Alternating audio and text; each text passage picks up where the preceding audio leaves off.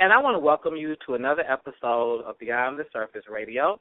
I'm your host, Dr. Wanda J. Evans-Brewer, and I have a returning guest, LaSalle Crosby. I knew it when she was Washington. And once again, we're talking about human resource issues. We're broadening up our scope a little bit, but also narrowing. So it's more than an issue. This particular issue is not limited to black males or individuals revolving up the penal system, but rather to anyone that has a propensity or desire to get the medical certificate that says they can use medical marijuana. LaSalle? Hello. Hey, you know that this is going to be an issue for human resources because folks are going to want to come to work. And basically they're going to say, look, I've done everything right. I went to a doctor. The doctor approved my right to use this for medicinal purposes. Why is it a problem at the job? Well, you know, what it's really going to boil down to is the industry. Okay. You know, that's what I see. Because at the end of the day, marijuana is still a drug. Okay. And also, because it is still a drug, the employer has the right to accept an employee. The employee has the right to choose. The employer has the right to choose whether if they want to accept it or not. I believe it's going to circle more around based on the industry. Like the industries that I come from, which is manufacturing and distribution, where you have people working on, you know, large equipment. Cherry pickers. And then I've worked in manufacturing where associates are standing on the line using equipment. Yeah. And I just believe that with those type of settings and those industries, it's going to be a no. The employer you is going to see any exceptions. I don't. I mean, and of course, you know, I'm not the decision maker here. I'm just going based on my experience and what I know and how long I've been in the HR arena. Right. I can't imagine an employer, especially in those two arenas, saying yes to someone with a medicinal certificate for marijuana. I mean, because it's just, you know, you already, you know, I could see workers' comp issues going up, safety issues, you know, arising. 1 second. Okay, you say workers' comp issues going up. All right. Is it possible, I mean, because some people are taking it because they say, you know, because of diabetic purposes, because of the eyesight, you know, having glaucoma. And so basically they're arguing with the marijuana, I'm actually an improved worker because what is ailing me is being dealt with. Even in those scenarios? Now those, you know, those might be exceptions to the rules, but they're going to be scrutinized really, they're going to be scrutinized really hard. You know, you're going to have, you know, a pool of candidates that have no issues at all, you know, because, you know, the thing is that you run the risk of, even though the person is saying that, you know, they have a certificate that says that their doctor is certifying that they need this and that it makes whatever their ailments better, there's still side effects. Okay.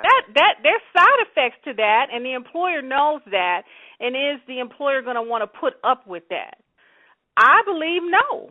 I could be wrong. And, of course, there's exceptions based on the situation or scenario given, you know, at that time. But I know for me, if it was me making the decision, it would really be on a case by case situation. But for me too, just coming from those two industries, I wouldn't gamble. It would be a no. Yeah, and that was part of the reason I wanted to have this discussion with you. You know, because again, you have 15 years experience in human resources, and is that I want people, I want the listeners to be aware that they can do it, but they do it at a risk, that there is, that the government is not, and when I say government, I mean the rules that have come down from the Illinois Supreme Court, they're not necessarily telling them about the gray ground, the gray area. So, for example, the U.S. government still considers marijuana illegal. The Supreme Court still has it ruled as illegal. So individual states have loosened their belts. Obviously, Colorado is the loosest. And right. Illinois is limited, because really what is happening here with the law is that it's just a project. They're calling it the Marijuana Policy Project. And let me 4 years. And let me just tell you why the government does this. Okay. Washington D.C. has so many other things going on. They got bigger fish to fry, and this is what I tell my students in class, because there's so many different laws that that they'll get in, and they'll set the tone for how the states are to regulate it. And then there's other issues where it's so big, and there's so much controversy around it, and this state is doing this state is doing that, and I think this is what has happened, just as with the gay and lesbian, those issues. Finally, Washington had to take a stance, and they did. Same thing with this issue. Washington needed to take a stance, but Washington is saying, you know what? This isn't as big as some of the other issues we've had to jump in. We're going to let the states handle this, and we'll just make sure that they hold true to whatever it is that they come up with for them to follow. This is one of those things where Washington has said, we got all this other stuff going on. We got the border crossing. We got the immigrants. We can't deal with this right now. So we'll just pass it along to the states. Here's the guidelines that you follow to come up with your regulations for how you want, the people of your state to follow it, and we'll make sure that that it's followed. And that's pretty much that's how Washington D.C. will do a lot of things, that they just, it's not really big enough for them to get in it. Now, at some point, as states figure out how they want to regulate marijuana or not regulate it, or whatever, each of the states are doing with it, if it's becoming cumbersome or it's becoming too big, Washington, I call Washington, Big Brother. Big Brother will get in it. Mm-hmm.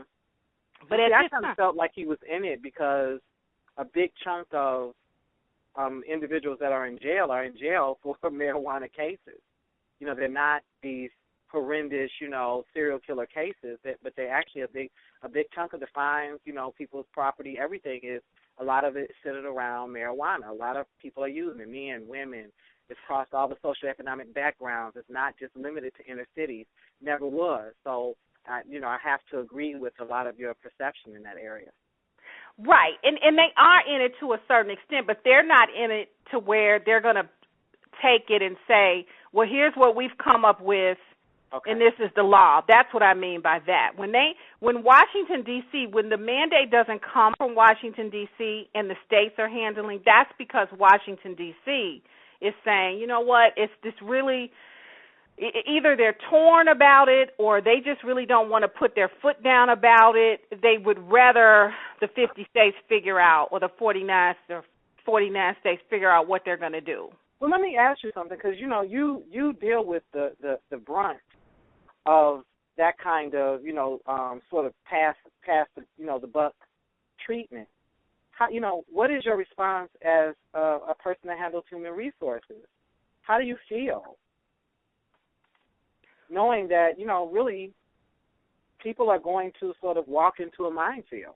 They're going to think they can walk up to you and say, yes, I want employment, sit for drug tests, knowing full well they use cannabis regularly, and they're going to lose.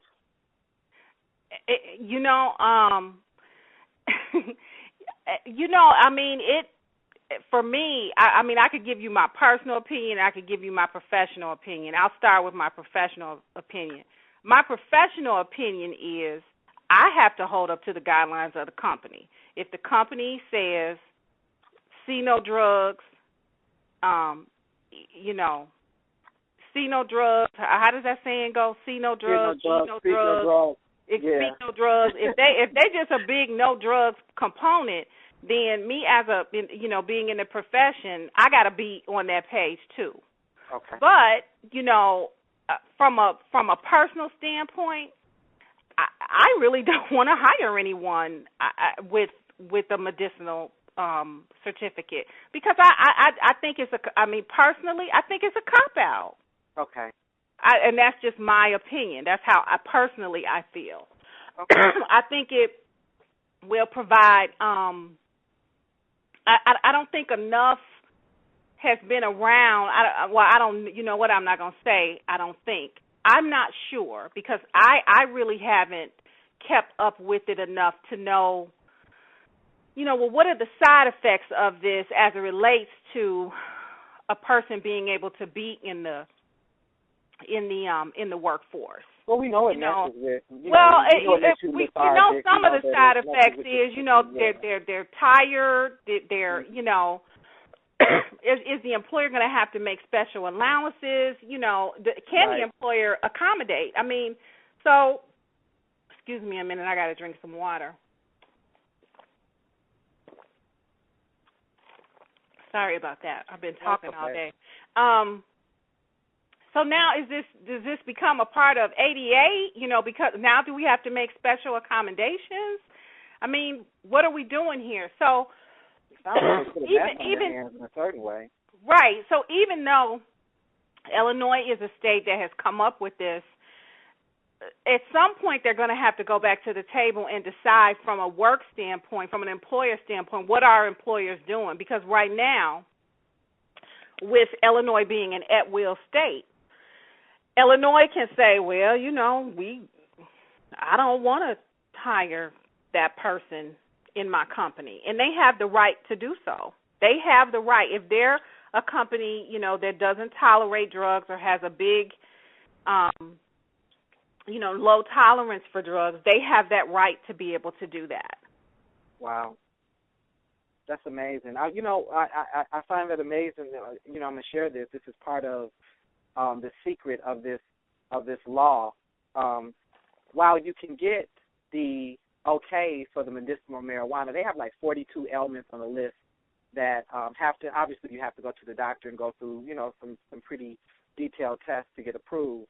While you can get approved for that, you cannot have that certificate and own a gun. So so that says something right there.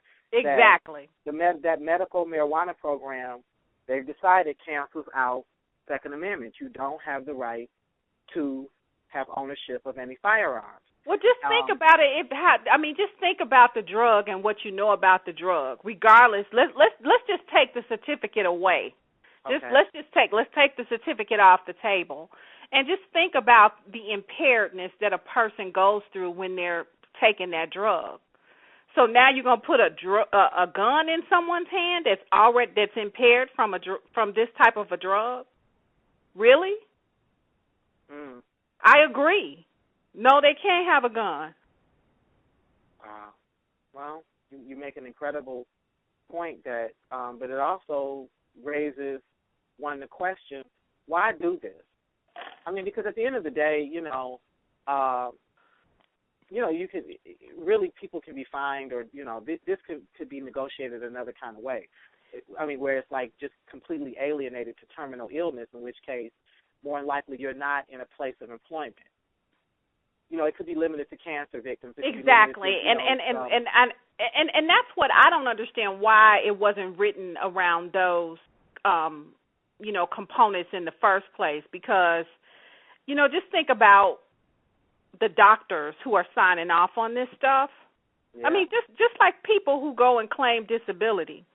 Illinois is one of the hardest states to get disability in. You got to jump through 50,000 hurdles to get disability. And if you